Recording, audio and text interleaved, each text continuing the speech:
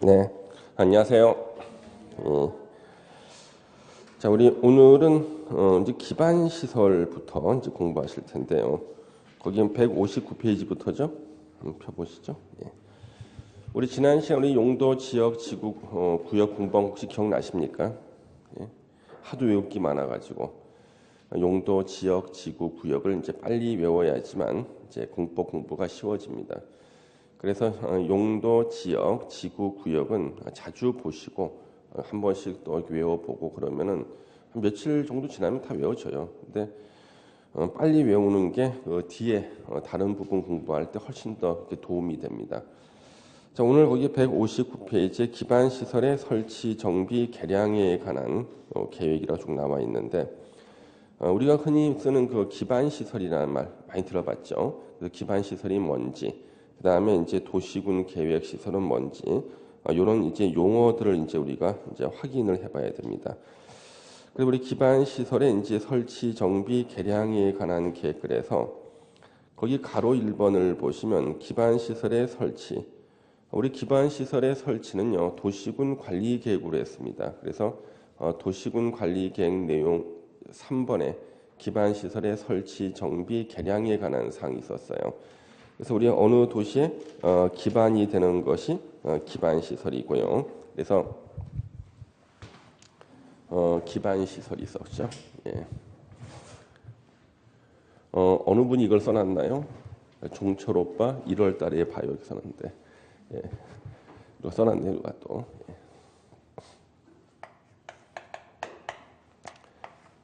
자, 요 기반 시설 우리 설치 기반 시설의 요 설치는요. 요거 도시군 관리 계획으로 결정합니다. 도시군 관리 계획으로 설치를 결정한다. 그래서 서울시에다가 서울시 도로 설치하겠다면 서울시 도시군 관리 계획으로 도로 설치를 결정하는 거예요. 단 이제 예외가 있다는 거죠. 예외가 있다는 것이 예외. 그러니까 이건 뭐냐 그러면 도시군 관리 계획 결정 없이 그냥 설치할 수가 있다는 거예요. 예외의 대표적인 것이 지금 거기 주차장 같은 게 나와요. 주차장 등등이 이제 나옵니다. 왜냐하면 이 주차장이요 올해부터 예외에 들어왔어요. 그래서 거기 보시면은 159페이지 기반 시설 설치는 원칙이 도시군 관리 계획으로, 그러니까 서울시 도시관리 계획으로 서울시 도로 설치, 공원 설치를 결정하는데 예외적으로 동그라미 이번에 예외 대통령령으로 정하는 기반 시설의 경우에는 도시군 관리 계획으로 결정하지 않는다. 그냥 지자체장이 설치할 수 있다. 이거의 대표적인 사례가 바로 저 주차장 같은 것이다. 이렇게 기억하시면 되겠습니다. 그 다음에 여기 체크 플러스 해가지고 도시군 계획 시설의 뜻이 나오죠. 시일 때는 그냥 도시계획 시설, 기반 시설 중 도시군 관리 계획으로 결정된 시설을 말한다. 그래서 우리 도로는 기반 시설인데요. 도로를 서울시에다 설치하겠다고 서울시 도시군 관리 계획으로 결정하면요. 그때부터 그 도로의 명칭이 바뀐다는 거예요. 서울시 도시군 계획 시설로. 그래서 도로는 기반 시설인데 어느 도시에 기반이 된다는 기반 시설인데 특정한 도시의 도시군 관리 계획으로 결정을 해버리면 그때부터는 도시군 계획 시설로 명칭이 바뀐다. 이렇게 기억하시면 되겠네요. 그 다음에 도시군 계획 시설 사업, 바로 도로 설치 사업, 공원 설치 사업, 이렇게 도시군 계획 시설을 설치, 정비, 개량하는 사업을 도시군 계획 시설 사업이라고 합니다. 그다음 밑에 우리 여기 도시군 계획 시설 사업을 어떻게 진행할 것인가 쭉 나와 있죠. 그래서 이제 시행자 지정, 그래서 자 도로 설치 사업, 학교 설치 사업이 다 도시군 계획 시설 사업이에요. 그래서 이제 도시군 계획 시설 사업이 있습니다. 이렇게. 뭐 예를 들면 뭐겠어요? 도로 설치 사업, 아니면 또 이제 뭐 공원 설치 사업, 학교 설치 사업, 이런 것이 다 우리 도시군 계획 시설 사업이에요. 그러니까 도시군 계획 시설이 대표가 도로, 공원, 학교 이런 것들이기 때문에 그래서 도로 설치하는 사업, 도시군 계획 시설 사업, 공원 설치하는 사업, 학교 설치하는 사업 다 도시군 계획 시설 사업이 돼요. 그럼 도시군 계획 시설 사업을 시행하는 그 절차에서 지금 시행자 지정이라는 게 나오죠. 도시군 계획 시설 사업을 자기 이름을 걸고 하는 사람을 시행자라 그래요. 그러면 도로 설치할 때 도로 설치 사업을 자기 이름을 걸고 하는 사람을 시행자. 그래서 시행자는 원칙적으로 행정청이 시행자가 됩니다. 그래서 우리 도시군 계획시설 사업에서는 우리가 제일 먼저 공부할 것이 누가 시행자가 될 것인가. 요 시행자가 누가 될 것인가. 요것이 이제 가장 기본적인 내용이 돼요. 그래서 원칙적으로는요. 원칙적인 시행자는 우리 6명이죠. 행정의 기본 단위 6명. 특별시장, 광역시장, 특별자치시장, 특별자치도지사, 시장, 군수 6명. 그 다음에 우리 예외적으로요. 예외적으로 국토부 장관이나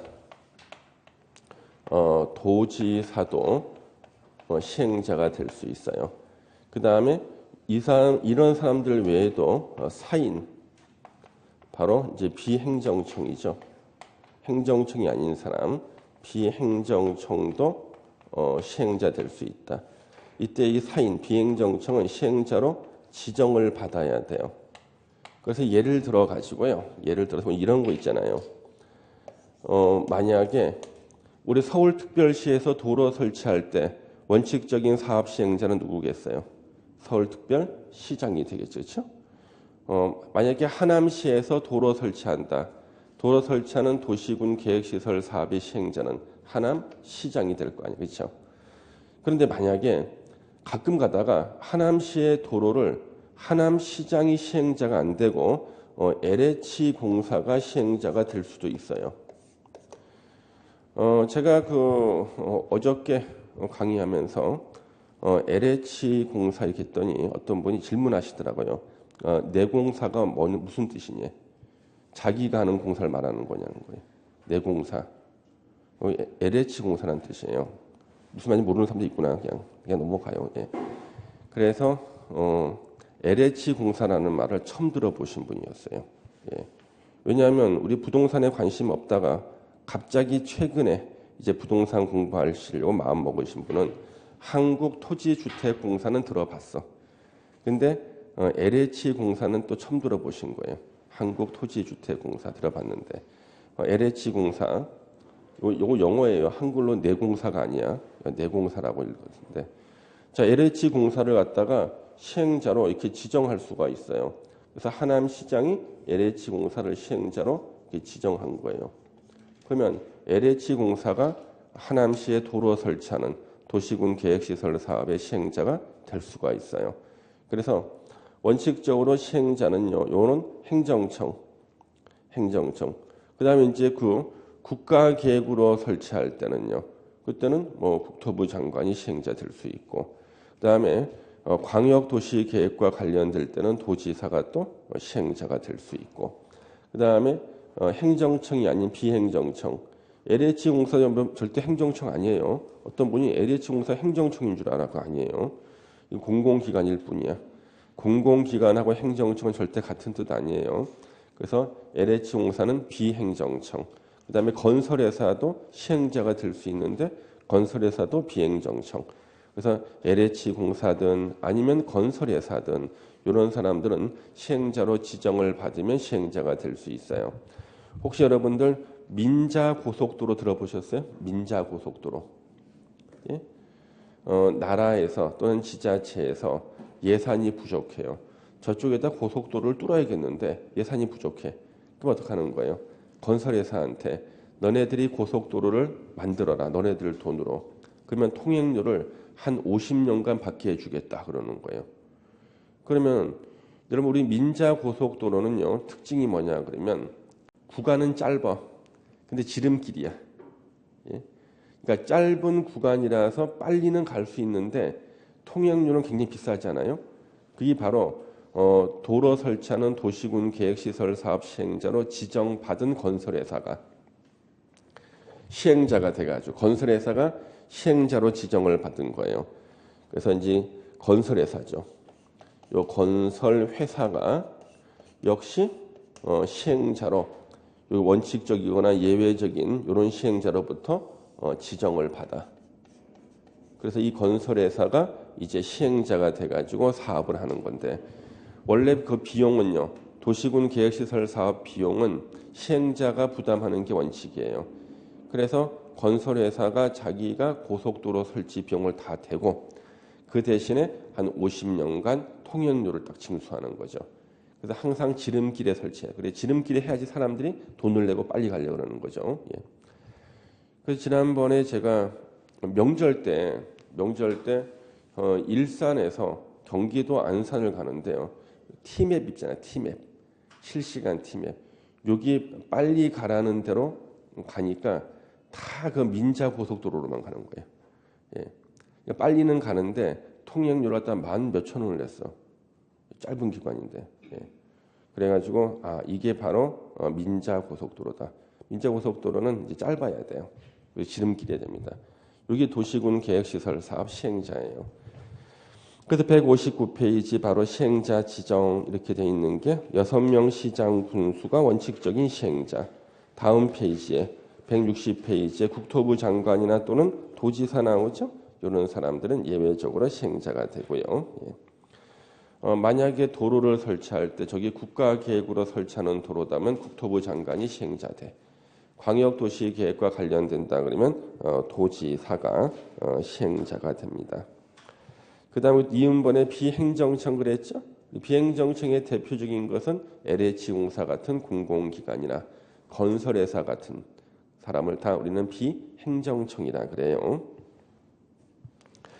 그래서 비행정청이 이제 시행자로 지정을 받을 수가 있는데 비행정청은 두 종류예요. 공공기관인 비행정청도 있고 사인, 민간인, 건설회사 같은 사인 또는 민간인인 비행정청이 있는데 LH공사는요. 아무 조건 없이 그냥 시행자로 지정받으면 시행자 돼요. LH공사는 아무 조건 없이.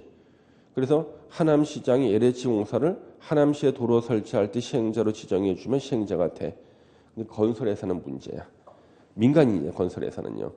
하남시장이 건설회사 그냥 지정을 못해요. 건설회사가 조건을 갖춰야지만 시행자로 지정해 줄 수 있어요. 이때 이 조건이 토지 면적, 그러니까 그 도로 설치하는, 그렇죠? 도시군 계획시설을 설치하는 그 토지 면적 3분의 2 이상을 소유해야 돼요. 소유하고 and예요. 그리고 토지 소유자 총수 2분의 1 이상의 동의를 받아야 돼요. 그래야지만 시행자로 지정을 받을 수가 있다. 이 얘기는 뭐냐 그러면 자 건설회사가 저 도로 설치하는 도시군 계획시설 사업의 민자 유치 사업에 시행자로 지정을 받고자 한다. 그러면 도로가 지나갈 토지 면적 있죠. 3분의 2 이상을 자기가 소유해야 돼. 그러니까 돈 다 사들이는 거지. 그러니까 토지 소유자 총수 머릿수의 2분의 1 이상의 동의를 받아야 돼요. 그럼 현재 확보하지 못한 토지 면적 있죠. 3분의 1. 그거는 저 사람이 시행자로 지정을 받는 순간 수용권을 줘요. 그래서 건설회사가 수용하는 거예요. 예. 가끔 저한테 여쭤보시는 분 중에서 선생님 저는 나라에서 내 땅을 수용하는 건 줄 알았는데요. 무슨 건설회사가 어떻게 내 땅을 수용할 수가 있습니까? 가능해 이때는요. 그래서 토지 면적 3분의 2 이상을 소유한 건설회사, 소유하고 토지의 소유자 머릿수의 2분의 2 이상의 동의를 받으면은 저 건설회사가 확보하지 못한 면적 3분의 1에 대해서는 요 도시군 계획시설 사업의 시행자로 지정되는 순간, 바로 민자 유치 사업의 시행자로 지정되는 순간 수용권을 취득해. 나머지는 3분의 1은 수용할 수 있는 거예요. 그래서 건설회사한테 수용당할 수도 있는 겁니다. 이제 그 얘기가 지금 니은번의 비행정청과 관련된 얘기가 나와요. 예. 그래서 거기 보시면 3분의 2 이상 해당하는 토지를 소유하고 토지 소유자 총수 2분 이상에 해당하는 자의 동의를 얻어야 된다. 이렇게 나왔죠. 예.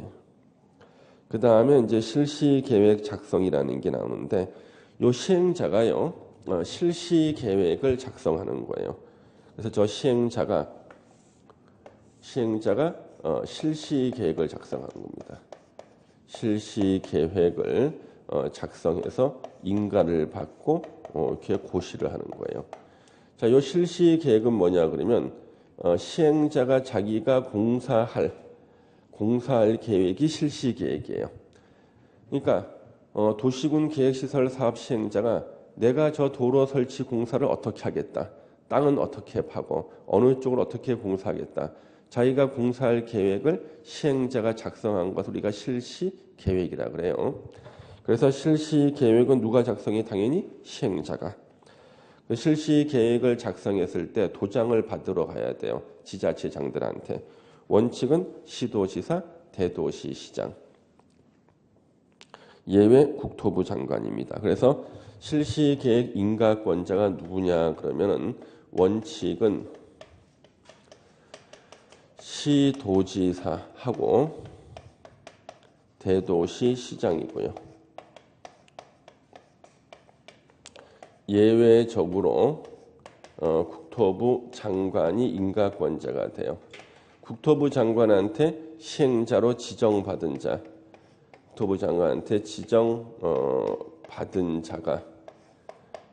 지정받은 자는 국토부 장관에게 인가받습니다. 에게 인가.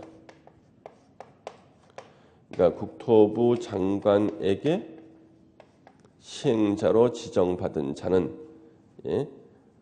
실시계획 작성했을 때 인가를 국토부 장관에게 인가를 받아야 돼요. 그러면 나머지는 다 시도지사, 대도시시장이 인가권자가 됩니다. 인가권자. 자, 그러면은 우리 하남시는 인구가 몇 명이나 되나요? 50만 안 되죠, 아직요? 50만 안 되죠, 그렇죠? 그러니까 하남시에서 도로 설치 사업의 원칙적인 시행자는 하남시장이 돼. 하남시장이 실시계획을 작성했을 때 그때 인가는 누구한테 받아야 되냐면 경기도지사한테 받아야 돼요. 예. 인가 고시 나왔죠. 예, 그렇게 보시면 되겠습니다. 그 다음에 거기 가로 3번에 이제 장기 미집행 도시군 계획시설 부지에서의 매수 청구라는 게 나오는데요. 이거는 시험을 10번 보면은요, 한 7번은 시험에 나오는 게 요 매수 청구가 나옵니다. 장기 미집행 도시군 계획시설 부지에서 매수 청구라는 게 나와요. 이거는 도시군 계획 시설 부지에 대한 매수 청구권입니다. 내 땅 사가라 하는 매수 청구권이에요.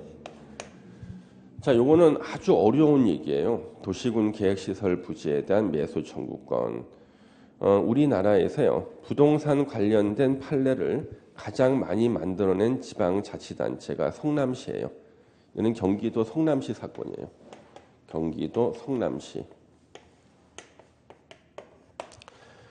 저는 어려서 본 적이 없는데 예전에 서울에 청계천에 이렇게 물이 그냥 흘렀대요. 청계천에. 그래서 청계천이 그냥 이렇게. 혹시 보셨습니까? 예, 보셨어요? 예. 누님이시구나. 예. 저는 어려서 이거 본 적이 없고 제가 청계천을 봤을 때는 복개했을 때요. 청계천이나 물을 본 적이 없고 청계천을 갖다 이렇게 복개를 했을 때 봤는데 지금 이 복개한 걸 뜯어내고 다시 복원 사업을 했잖아요. 인공적으로. 예전에는 청계천이라는 말 자체가 맑은 물이 흐르는 개천이라는 뜻이에요. 청계, 맑은 물이 흐르는. 예. 그래서 이 청계천 주변에는요. 무허가 판잣집들이 굉장히 많았다 그럽니다. 청계천 주변에 무허가 판잣집들이. 근데 서울이요. 이제 재개발이 되면서 청계천 주변에 있던 무허가 판잣집을 다 철거했대요. 그러니까 서울에서 수많은 철거민들이 생긴 거예요. 무허가로 건물 짓고 사시던 분들, 이 철거민들이 집단으로 이주해 간 곳이 경기도 성남시예요. 그러니까 성남시는요, 지금의 신도시처럼 만든 게 아니라 서울의 철거민들이 집단 이주해 가서 만든 도시가 경기도 성남시입니다. 그러면 성남시의 70년대하고 80년대 초반까지 성남시의 분위기는 어땠을까요? 1번 활기차다, 2번 칙칙하다. 칙칙한 분위기였답니다. 예. 그래서 저희 제 사촌 누님 중에요, 사촌 누나 중에 저보다 나이가 아주 많은 그 누나가 있어요. 남들 보면 엄마 같은 누나가 있는데 이 사촌 누나가요, 성남시 상대원동에 살았습니다. 그래서 이제 시집 가려고 선보러 나갔는데 어디 사세요? 남자가 물어봤습니다. 성남시 상대원동에 산다 그러니까 다시 안 만나려고 그런 거예요. 전에 그런 시절이 있었습니다. 근데 갑자기 이제 성남에 신도시가 생겼어요. 성남시 분당구가 생겼잖아요. 그래서 이 성남시가요, 세금이 엄청나게 들어오고요, 분당구의 사람들이 막 이주해 들어오는 거죠. 그래서 현재는 지금 재정 자립도가 경기도에서는 가장 높은 90%가 넘어요. 재정 자립도가 성남시가. 근데 이 성남시가 왜 우리 부동산 공법이 중요하냐 그러면 이 성남시가 처음 만들어질 때요, 당시 이 성남시를 만들었던 법은 도시계획법입니다. 우리가 지금 공부하는 게 국토계획법이고, 우리 국토계획법이 2003년도에 만들어졌다고 그랬죠. 2003년 이전에는 도시지역에서는 도시계획법이었죠. 그렇죠? 도시계획법, 옛날 구도시계획법, 이 도시계획법으로 성남시를 만들었는데 옛날 사람들은요, 나라는 원래 국민들의 권리를 침해하는 것이다. 그리고 이때는 권리를 침해당했다고 뭐라 그랬다가 또 잡혀가요. 예. 그래서 이때 요 도시계획법으로 만들었던 최초의 도시, 그러니까 서울 외곽에 도시계획법으로 만든 최초의 도시가 성남시예요. 근데 지금 같은 신도시의 개념이 아니라 서울에 철거민이 이주해서 만든 도시라고요. 성남시의 특징은요, 평지가 거의 없어요. 다 언덕으로 되어 있습니다. 성남시. 그래서 초기 성남시의 주택가의 특징은요, 서울에서 이주해 오시는 분들이 있죠. 한 대지 한 20평 정도 되는 대지에 다가구 주택을 막 지어요. 바짝바짝 붙여가지고. 그래서 유명한 일화가 있어요. 성남 주택가에 도둑이 들었는데 옥상을 뛰어넘고 도망갔어. 옥상이 다 붙어 있으니까 뛰어넘고 도망가는 거예요. 예. 거기가 바로 그 언덕 위에 짓는 그 성남시입니다. 그래서 이 성남시가요, 수많은 대법원 판례, 헌법재판소 판례들을 만들어냈어요. 그러니까 부동산 관련 대법원 판례, 헌법재판소 판례를 만들어내는 게 바로 이 도시계획법인 거예요. 그래서 도시계획법을 적용해서 처음 성남시를 만들다 보니까 법을 처음 적용하면 실수가 많겠죠.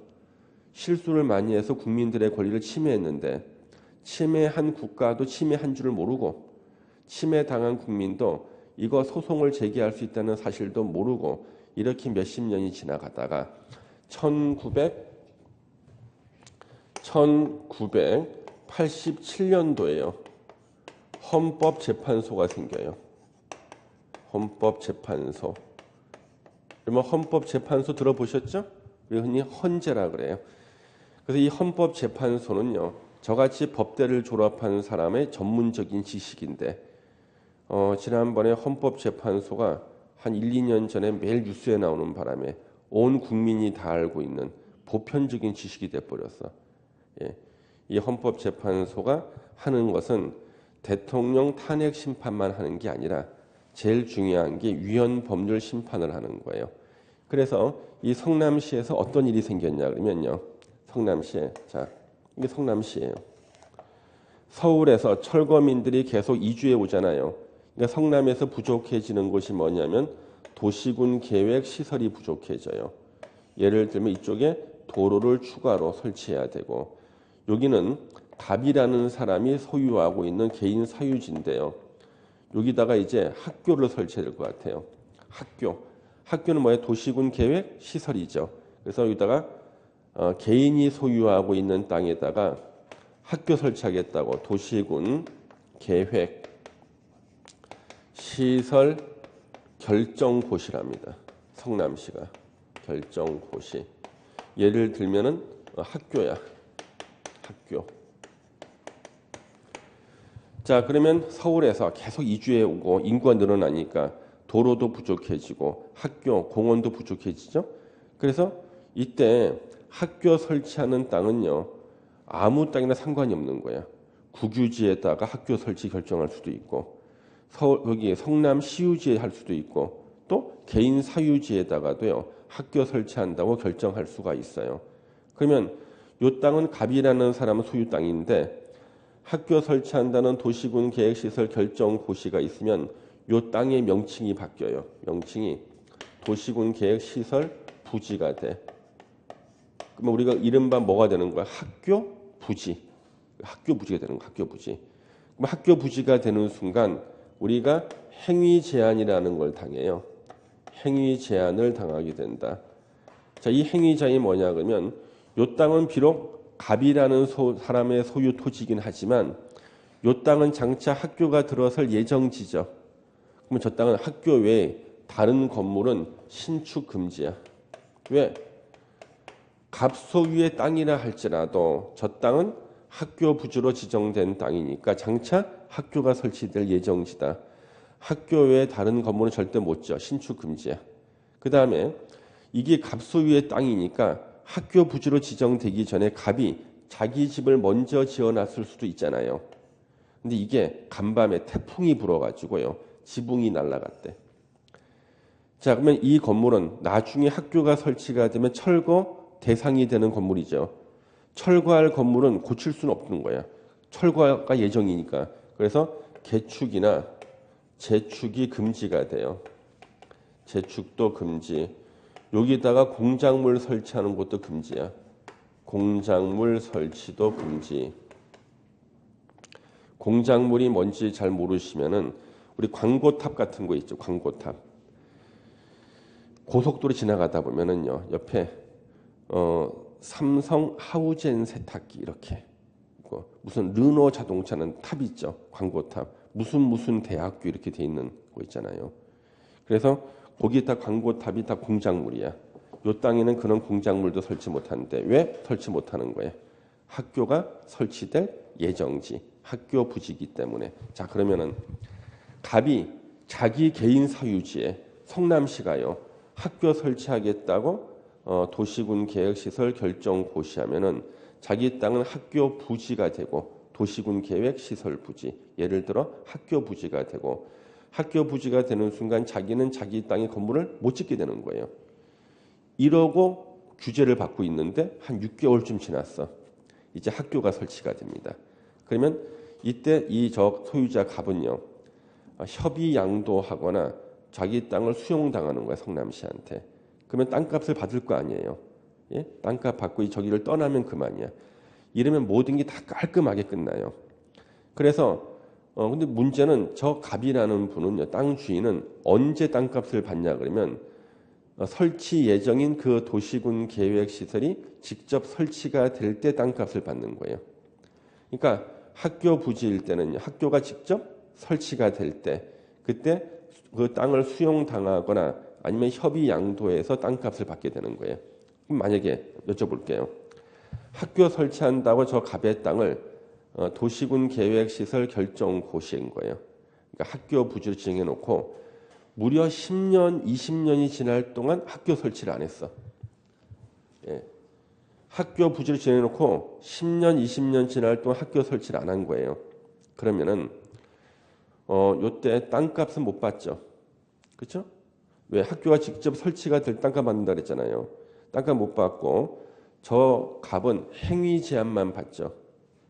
자기 땅을 10년, 20년간 전혀 신축도 못하고 자기 집이 지붕이 날아갔는데 지붕 없이 20년을 살고 있었어. 10년을 살고 있는 거예요. 별을 보면서 알퐁스 도데의 별이라는 소설 읽는 거지. 예. 자, 그러면은 이럴 때 저 갑은 엄청난 손해를 받죠. 손실 받잖아요. 손실. 그래서 내 땅을 학교 부지로 지정만 해놓고 예? 건물도 못 짓게 했고 내 건물이 망가졌는데 개축이나 재축도 못하게 하고 그렇다고 저 학교를 설치하는 것도 아니야. 학교를 설치해야지만 나는 땅값을 받을 수가 있는데 이렇게 10년이 지난 저 갑이라는 분이 이제 붕괴한 겁니다. 붕괴해가지고 성남시를 상대로 소송을 제기했어요. 왜 내 땅을 이렇게 묶어만 두느냐? 그럼 내 땅을 쓰지 못했잖아요, 자기 땅. 이 땅을 임대했으면 임대료라도 받았을 텐데 학교 설치한다고 묶어만 놓고 학교 설치는 안 하고 학교가 설치가 돼야지 땅값을 받을 수가 있는데 땅값도 못 받고 규제만 묶였잖아요. 그래서 손실 보상해 달라고 성남시를 상대로 소송을 제기했는데요. 당연히 법원에서는 뭐라고 했습니까? 당신이 억울하다는 것은 알겠는데 요 도시계획법에서는 손실 보상 규정이 없어요. 손실 보상 규정이 없다는 거예요. 세상에 도시계획법에서는 손실 보상 규정이 없어. 미안하다. 법에 너한테 손실 보상해 주는 말이 없다는 거예요. 근데 우리나라 헌법에는요. 손실 보상을 해주라고 되어 있습니다. 그러면 도시계획법은요. 헌법에 위반됐죠. 그렇죠? 자, 헌법에 위반된 법률을 위헌법률 심판을 통해서 무효화시키는 게 바로 헌법재판소가 하는 주된 역할이에요. 그래서 저 갑이라는 분이 헌법재판소에다가 손실 보상해주지 않는 것은 헌법에 위반된다. 헌법에는 손실 보상해주라고 되어 있거든. 그래서 위헌법률 심판을 청구했는데 저 갑이 이겼어요. 재판에서. 이겼습니다. 그래가지고 헌법 불합치 판결이라는 게 나왔어요. 그러니까 위헌 판결 대신하는 건데 그냥 들어만 두세요. 지금 너무 어려워 지금 헌법 얘기하면 위헌 판결을 하면은 그 위헌 판결 나온 저 도시군 계획시설 부지 조항은 그날 망치 때리는 그 순간 소멸돼 버려요. 효력을 상실해 버리는데 그러면 혼란이 생기겠지. 있던 법이 갑자기 없어지니까. 그래서 위헌 판결 대신에 헌법 불합치 판결이라는 거래요. 이거는 뭐냐면 일정한 기간 동안은 효력을 유지시켜주고 몇 년도 몇 월 며칠까지 법을 개정해라. 이렇게 하는 판결이 헌법 불합치 판결이에요. 왜? 위헌 판결 딱 때려버리면은요. 그럼 어떻게 되는 거예요? 예? 무효가 돼버려가지고 이제는 저 학교 부지에 대한 근거 주문이 없어져 버린다니까. 너무 혼란스럽잖아요. 그래서 위헌 판결 대신에 법을 개정해라 하는 판결이 헌법 불합치 판결이에요. 그래서 저 갑에 대해서 손실을 보상해 주는 규정을 신설해라 했고 그래서 그때 신설한 것이 바로요 매수 청구권이에요. 저 땅이 성남시에다가 저 땅 주인 갑이 차라리 내 땅 사가라는 거예요. 사가라. 이 청구할 수 있는 이 제도를 만든 거예요. 내 땅 사가라. 그러니까 현금으로만 주는 게 보상이 아니래. 이때 헌법재판소가 현금 보상만 보상이 아니고 내 땅 사가라는 매수 청구권을 주는 것도 저 갑에 대한 보상이래요. 그래서 이때 이제 이 판례 때문에요. 제가 이때 이 판례가 나오고 난 다음에요. 이 판례가 나올 때 제가 그때 결혼하기 전이었거든요. 그래서 제가 오피스텔에 혼자 살고 있었어요. 오피스텔 바로 앞에 분식집이 있었습니다. 야식을 먹으러 갔습니다. 학원 강의를 끝내고 이제 밤에 들어가면 11시 반 넘어요. 그래서 배고파가지고 이제 야식을 먹으려고 딱 갔는데 라면을 갖다 하나 시켰습니다. 그 라면 나오기 전에 밖에 보니까 이제 이쪽에 이제 좀 바깥에 나오기 입구에 이렇게 테레비가 한 대 이렇게 있어요. 현관 앞에 이렇게 분식집. MBC 오늘의 주요 뉴스에서 마감 뉴스라는 거예요. 장기 미집행 도시계획 시설 부지에 대해서 헌법 불합치 판결이 났습니다. 그래서 드디어 때가 왔구나. 드디어 있을 게 있었구나. 그리고 저 갑이라는 분이요. 아줌마예요. 아줌마입니다. 저 아주머니가 방송 출연하신 거예요. 여러분들 방송 출연할 때는요. 화장을 좀 하고 나오는 게 좋을 것 같아요. 내 생각에는. 지금도 저 이미지가 강렬하게 남아있는데 파마를 하셨는데요. 머리 어떻게 해드릴까요? 파마. 오래가게 해주세요 하는 거지. 오래가는 파마 있죠. 오래가는 파마에 화장 없는 생얼로 나와서 제 땅이요 학교 부지로 지정된 지 10년이 지나도록 학교도 설치 안 하고 땅값도 안 주고 그래서 이번에 제가 헌법재판소에다가 소송을 제기했는데 이런 좋은 결과가 나왔습니다. 그래서 이제 인터뷰를 하는 거예요. 그래서 야 이거 텔레비 나올 때 좀 이쁘게 하고 나오지 했는데 바로 그분이 바로 이 판례를 만들어내신 분입니다. 그래서 성남시에는 당시 어떤 일이 있었냐 그러면요 이런 일이 있는 거야. 성남이 이제 그 젊은 부부가 또 이사를 와요. 집값이 쌌거든. 그래서 여기 이사를 온 겁니다. 애를 하나 만들었어요. 너무 좋아하는 게 길 건너편이 학교 부지라는 거야. 그러면 얘가 커가지고 초등학교 갈 때쯤 되면 학교가 들었을 테니까 길 건너편에 학교에 보면 너무 좋은 거 아니에요. 그랬는데 얘가 커서 군대 갔다 올 때까지도 학교 설치가 안 된 거야. 실제로 있었던 일이라니까. 왜? 예? 학교 설치 결정해놓고 나서 학교 설치하는 예산이 확보가 안 되는 바람에 차일피일 미룬 거예요. 그러니까 5년 미루고 6년 미루고 하다가 학교 부지 주변에 여러분이 좋아하는 시설들이 들어서는 거지 이제. 러브 호텔, 에덴파크, 로얄장, 핑크장, 렉스장, 몽블랑 이런 것이 막 들어서는 거예요. 그래서 이제 학교 설치하려고 봤더니 환경이 너무 안 좋아. 이것도 어떡하지 고민하다 또 한 10년 지났어. 그래서 얘가 이제 휴가를 나온 겁니다. 엄마 학교 들어섰어요? 아직도 안 들어섰다. 예, 자기가 가려던 그 초등학교가 아직도 설치 안 되는 일이 실제 성남시에서 생긴 겁니다. 전국에 이런 일이 굉장히 많죠. 그래서 이게 뭔가 매수 청구권이 생긴 거예요. 매수 청구권. 그래서 이 매수 청구권은 이 과정을 이해를 하면은 쉽게 이해가 돼. 그래서 제가 법조문만 설명하잖아요. 이게 무슨 말이야 싶은 겁니다. 그래서 여러분들이 지금 기초과정 때 제가 이 도시를 갖다 이렇게 들고 하는데 근데 가끔 가다 이러면은 또 성남에 사시는 분들께서 또 항의하시는 분들도 있고 막 그래요. 왜? 잃어버리고 살고 있었는데 성남이 예전에 서울 철거민이 갔던 곳이라는 걸 굳이 왜 말하느냐 그러는데 그래서 이제 제가 예전에는 성남시를 안 그러고 A라는 시 그랬더니 공부하시는 분이 기억을 못해. 예. 그래서 수험생들의 학업 증진을 위해서는 도시를 실명으로 얘기를 하는데 예. 그랬더니 또 이제 왜 우리 도시를 안 좋았던 얘기를 하느냐 그래서 또 이렇게 항의를 받기도 합니다. 고민스럽지 항상. 예. 그래서 여기 나오는 우리 내용들은요. 다 실명으로만 얘기할 수 있으면 여러분들은 절대 안 까먹어요. 여러분들은 남의 얘기 듣는 거 굉장히 좋아하잖아. 그렇죠? 공법은 잘 기억 못하는데 연예인들의 뒷담화는 아주 기억을 잘해. 그렇지 않습니까? 그렇지 않아요? 연예 기사는 기억 잘하죠. 예. 그래서 참 문제가 있어요. 그런 것들. 자, 그러면 여기 동그라미 1번에 매수 청구 요건 한번 보겠습니다. 161페이지에. 자, 도시군 계획 시설에 대한 도시군 관리 계획 결정. 이것을 줄여서요. 도시군 계획 시설 결정이라 그래요. 예를 들어서 뭐예요? 학교 설치 결정. 이걸 말하는 거예요. 예를 들면 학교 설치를 결정했습니다. 근데 10년 내에 그 도시군 계획 시설, 예를 들면 뭐예요? 학교. 10년 내 학교 설치에 관한 도시군 계획 시설 사업, 뭐예요? 학교 설치 사업이에요. 시행되지 아니하는 경우 그 도시군 계획 시설 부지, 뭐예요? 학교 부지. 학교 부지로 되어 있는 토지 중 지목이 대인 토지 소유자는 매수 의무자에게 내 땅 사가라 매수를 청구할 수 있다. 여기까지 이해가 되죠? 거기 지목이 되라는 말 있죠? 동그라미 하나 딱 쳐놓고 시험에 무수히 많이 나왔어.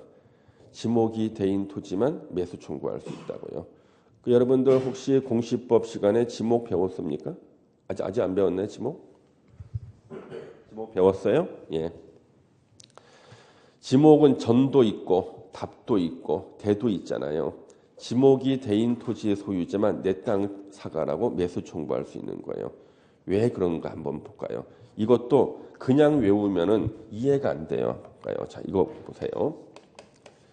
자, 요 땅이 이렇게 있는데 이 땅이 지목이 되고요. 이 땅이 지목이 답인 토지예요. 두 개의 땅이 다 동시에 학교 부지로 지정된 거예요. 학교 부지로 지정이 됐어요.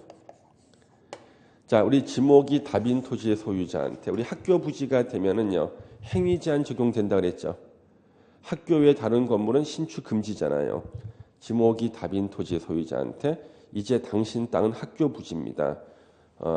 건물 신축 금지입니다 그런 거예요. 그러니까 땅 주인이 막 웃어요. 당신 충격받지 않냐? 네 땅에다가 신축 금지라니까 그랬더니 내 땅은 이미 금지돼 있어. 내 땅은 지목이 답이야 그러는 거야. 논은 이미 금지가 돼 있잖아. 신축이. 예? 신축 금지된 논에다가 너 학교 부지를 지정했으니까 신축 금지라 그러니까 웃는 거지 그냥. 전혀 충격이 없죠. 이제 네 땅에다가 건물이 망가져도 개축이나 재축 금지라 그러니까 또 웃어. 논 위에는 개축이나 재축할 건물 자체가 없어. 그러면 지목이 답인 토지에다가 학교 부지로 지정하고 아무리 행위 제한을 해도 저 지목이 답인 토지가 농사 짓는데 아무런 피해가 없죠. 피해가 없는 거예요. 그런데 지목이 대인 토지는 건물 짓는 용도로 쓰는 땅인데 자 다음 달에 나 건물 좀 지어볼까 준비하고 있는데 갑자기 학교 부지로 지정해서 신축 금지. 엄청난 충격을 받죠. 쓰러집니다. 또는 지목이 대인 토지니까 저 땅 주인이 자기 집을 지어놨을 수도 있죠. 이게 지붕이 날아가서 고치려고 했더니 학교 부지로 지정되는 바람에 개축이나 재축도 금지야. 그러면 도시군 계획 시설 부지로 지정이 돼서 피해를 입은 지목은 어느 지목이에요? 그래서 지목이 대인 토지 소유자만 매수 청구할 수 있다. 지목이 전답인 토지에는 아무리 행위 제한을 해도 전혀 충격이 없는 거예요. 예를 들어서 어떤 사람이 배를 몰고 가고 있는데 네 배를 가라앉히겠다 그래 누가. 막 웃어 이 사람이. 배를 몰고 가는 사람이. 너 왜 웃냐? 충격 안 받았냐 그랬더니 내 배는 잠수함이야 그러는 거예요. 전혀 충격이 없어. 원래 바다 속으로 가는 배야. 예. 마찬가지로 지목이 전이나 답에 대해서는요. 학교 부지로 백날 지정해서 신축 금지해봤자 이미 금지되어 있는데 충격 없는 거죠. 그래서 지금까지 기출문제에 지목이 대인 토지 소유자라는 거, 지목이 대인 토지만 매수 청구할 수 있다고 수없이 시험에 나왔어. 수없이. 이렇게 가르치고 시험장에 보내면 이제 기출문제를 받아요. 자, 우리 기출문제 한번 맞춰보겠습니다. OX로 대답해 보세요. 지목이 대가 아니라도 매수 청구할 수 있다. X. 지목과는 관계없이 매수 청구할 수 있다. X. 지목이 대인 토지에 한해서 매수 청구할 수 있다. O. 기출문제 다 맞히신 겁니다. 예. 시험장에 하면 왜 또 기억이 안 날까? 선생님이 강의하시는 내용은 주사 한 대 맞은 것처럼 진통제 같이 한 대 맞았을 때면 효력이 있다. 맞아요. 얼마 전에 병원 가서 제 진통제 맞으니까 안 아프더라고. 조금 지날 때 또 아파. 예. 그래서 똑같아. 한 방 맞는 거 똑같습니다. 자, 이번에 매수 의무자 보세요. 그러면 매수 청구했을 때 저 땅을 사야 될 의무자가 누군가? 원칙이 6명이야. 6명 시장 군수. 그러면 이 6명 시장 군수니까 만약 성남시에서는 누가 매수 의무자가 돼? 성남시장이. 예. 근데 이제 예외가 있어요. 도시군 계획시설 사업 시행자가 정해진 경우가 있다. 예를 들면 LH공사가 시행자로 정해졌는데 LH공사가 학교 설치를 안 했던 거야. 그러면 그때는 책임이 LH공사 있죠. 그 시행자한테 매수 청구하는 거고요. 또는 도시군 계획시설을 설치하거나 관리할 의무가 있는 자가 있다.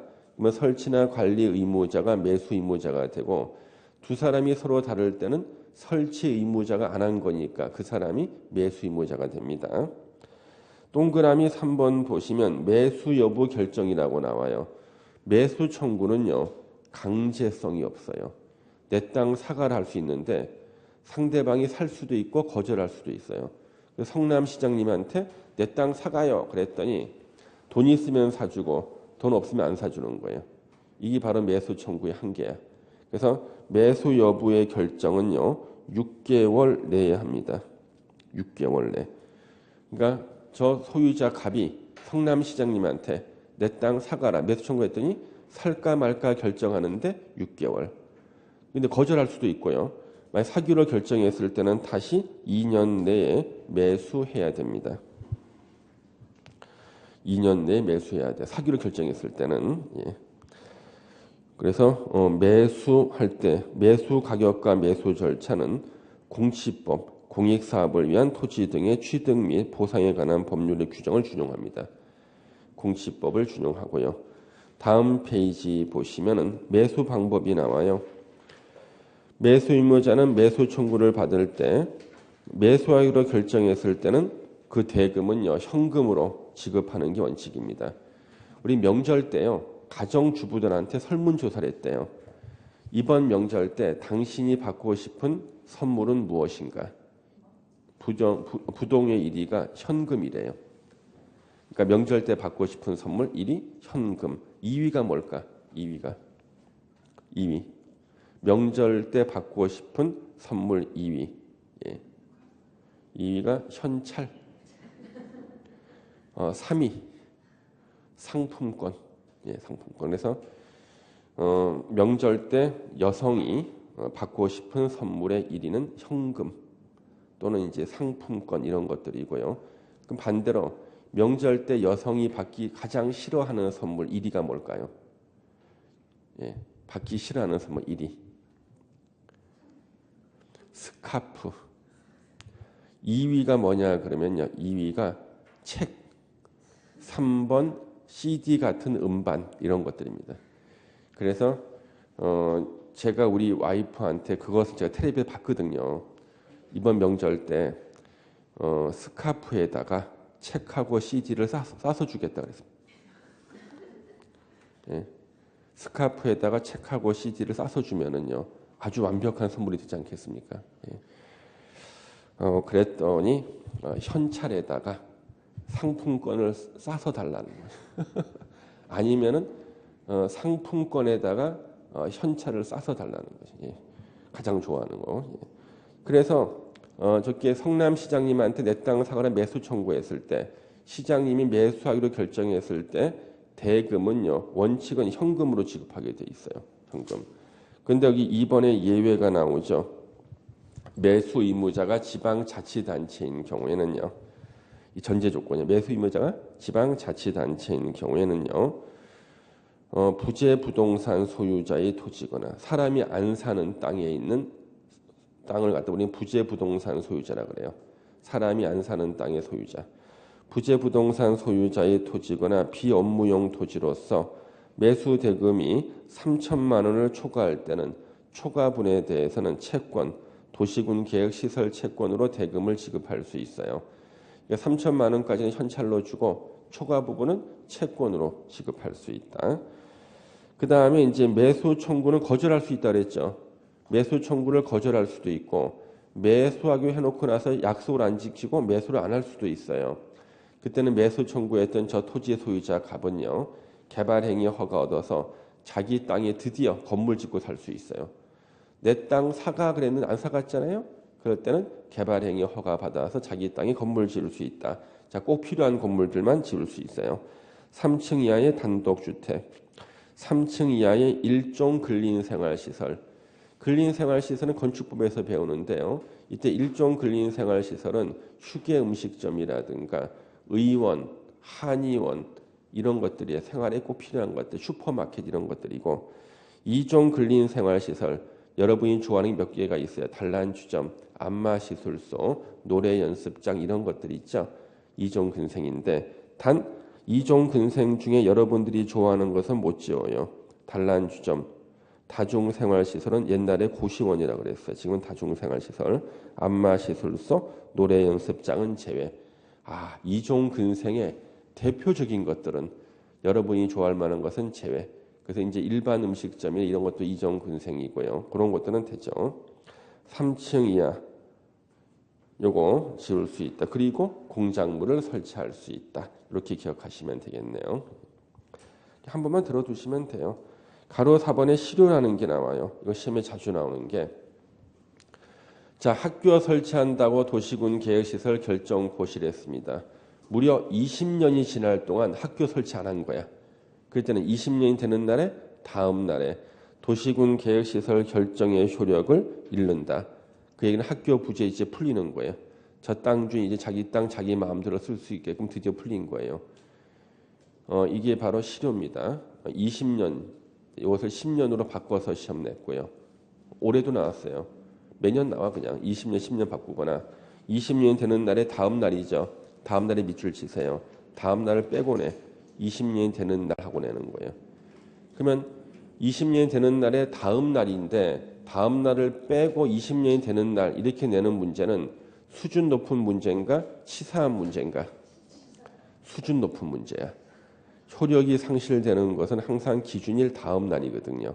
법의 일반 원리야. 그래서 이것은 수준 높은 문제인데 매년 나와. 다음 날이 어디선가는 나와야 되는데 다음 날을 빼고 내는 문제가 한 문제씩은 나와요. 여기서도 물론 나오고 다른 데서 나와요. 그 시료도 이렇게 봐주시면 되겠습니다. 자, 잠시만 쉬었다가 우리 지구 단위 계획 공부하시겠어요.